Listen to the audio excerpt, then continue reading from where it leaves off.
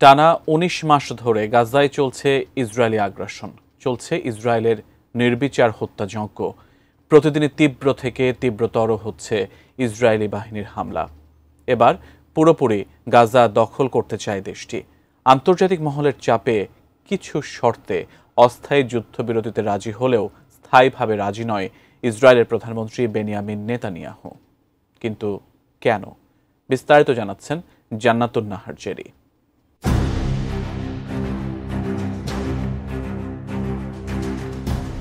কারো কথাই যেন কানে নিচ্ছে না ইসরায়েল। স্বল্প সময়ে যুদ্ধবিরতির ঘোষণার পরও গাজার প্রতিটি অংশে লাগামহীন হামলা চালিয়ে যাচ্ছে তাদের বাহিনী।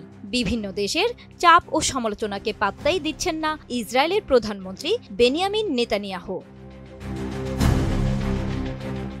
হামাস নিয়ন্ত্রিত ফিলিস্তিনির অবরুদ্ধ গাজা ভূখণ্ড পুরোপুরি দখলে না নেওয়া পর্যন্ত যুদ্ধ চলবে বলে জানিয়েছেন ইসরায়েলের প্রধানমন্ত্রী বেনিয়ামিন নেতানিয়াহু।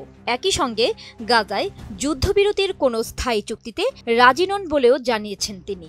২২ মে বার্তা সংস্থা আনাদোলু থেকে এই তথ্য জানা যায়। ২১ মে নিজ কার্যালয়ে আয়োজিত এক সংবাদ সম্মেলনে নেতানিয়াহু বলেন, গাজায় এখনও ২০ জন বন্দী জীবিত আছেন এবং আরও ৩৮ জন নিহত হয়েছেন বলে ধারণা করা হচ্ছে। এদিকে মানবাধিকার সংস্থা ও বিভিন্ন সংবাদ মাধ্যম জানিয়েছে, ইসরায়েলে এখনও কমপক্ষে ১০,১০০ ফিলিস্তিনি বন্দী রয়েছেন, যাদের অনেকেই নির্যাতন, অনাহার ও চিকিৎসা অবহেলার শিকার হয়েছেন।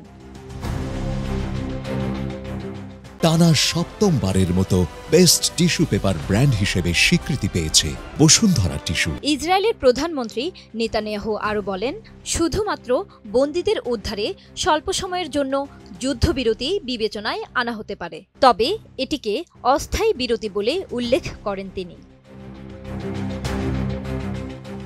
অপরদিকে হামাস বারবার জানিয়েছে, যদি ইসরায়েল যুদ্ধ বন্ধ করে সেনা সরিয়ে নেয় এবং ফিলিস্তিনি বন্দীদের মুক্তি দেয়, তাহলে অবশিষ্ট ইসরায়েলি বন্দীদের একক বিনিময়ে মুক্তি দিতে প্রস্তুত তারা। কিন্তু নেতানিয়াহু এ শর্তগুলো পুরোপুরি প্রত্যাখ্যান করেছেন। একই সাথে গাজা থেকে হামাসকে উৎখাত, তাদের পুরোপুরি নিয়ন্ত্রীকরণ ও গাজা পুনর্দখল করার কথা জোর দিয়ে বলেছেন। অবশ্য ইসরায়েলের বিরোধী নেতা ইয়ার লাপিদ সহ অন্যান্য বিরোধী নেতারা এবং বন্দীদের পরিবারের অভিযোগ, নেতানিয়াহু চরম ডানপন্থী জোটসঙ্গীদের খুশি রাখতে এবং নিজের রাজনৈতিক অবস্থান ধরে রাখতে যুদ্ধ দীর্ঘায়িত করছেন। এই বক্তব্যগুলো এমন এক সময়ে সামনে এসেছে যখন ইসরায়েলি হামলায় প্রায় ৫৩,৭০০ ফিলিস্তিনি নিহত হয়েছেন, যাদের বেশিরভাগই নারী ও শিশু। জান্নাতুন Nahar Jerry, desk report, ATN news.